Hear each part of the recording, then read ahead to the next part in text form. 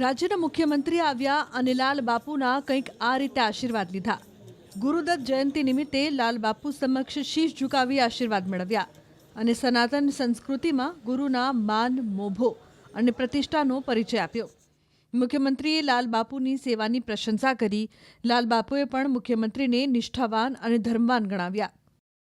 વચનનું પાલન કર્યું ને બધો વિવાદ બીમાર થઈ ગયા ને સાહેબ આવ્યા તપાસ કરી મને પૂછ્યું કે હું તબિયત કેમ છે તો તબિયત આવી તો સાહેબ બેઠા હતા અમે ધાર્મિક વાતો કરતા હતા પછી સાહેબને મેં આમંત્રણ દીધું મેં સાહેબ એકવાર અમારા આશ્રમે આવો કે ના હું આવીશ આજે વચનનું પાલન કરી સાહેબ પધાર્યા તો આ વચન પૂરું કર્યું સાહેબ આવા નિષ્ઠાવાન છે ધર્મવાન છે। તો અમે અહીંયા આગળ આવ્યા છે તો અમારે ગુરુ પૂજન થઈ ગયું આજે।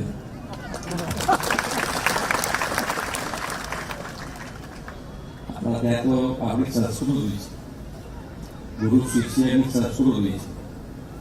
આપણા ત્યાં કહેવત છે કે ભાઈ ગુરુ વગર તમારા ઉપર ભગવાન સુધી પહોંચાય એવું નથી।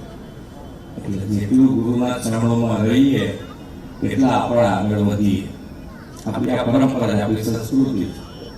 અહીંયા એટલે એક અલગ જ સેવા કરવી છે, સેવાનું માધ્યમ છે। સેવા કરવા માટે શું શું જોઈએ આપણે તો બધી વ્યવસ્થા પહેલા ઊભી કરી મગજમાં સેવા આવે ને એ પહેલા ક્યાં આપણે કોની પાસેથી પૈસા લઈશું, કોની પાસેથી ઈંટો લાવીશું, બધું પહેલેથી ગોઠવણ કરવા માટે। અત્યારે કહેતા હતા કે નથી કોઈ ચીઠી નહીં ચબરકી નહીં પૈસા માંગવાના કઈ નહીં અને એ તમારે જુઓ કેટલા માણસ જમે છે રોજ જે આરામથી જમે જે અમારે જાણવાનો થશે આપવાનું તારે અમે આપી દઈશું ગુરુજી જે કહેશે આપીશું।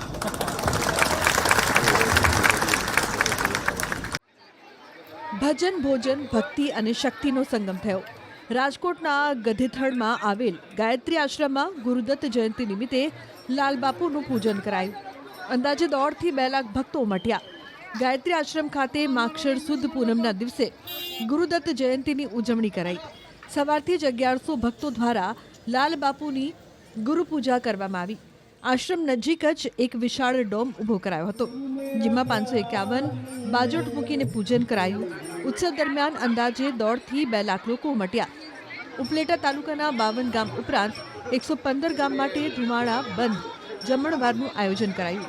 એટલે કે આ 115 ગામમાં વસતા માત્ર માણસો જ નહીં પરંતુ અબોલ જીવ માટે પણ ભોજનની અલગ વ્યવસ્થા કરાઈ। ગાય માટે નીરણ, પંખી માટે ચણ, શ્વાન માટે લાડવા, માછલી માટે બુંદી અને કીડિયારુની વ્યવસ્થા કરાઈ।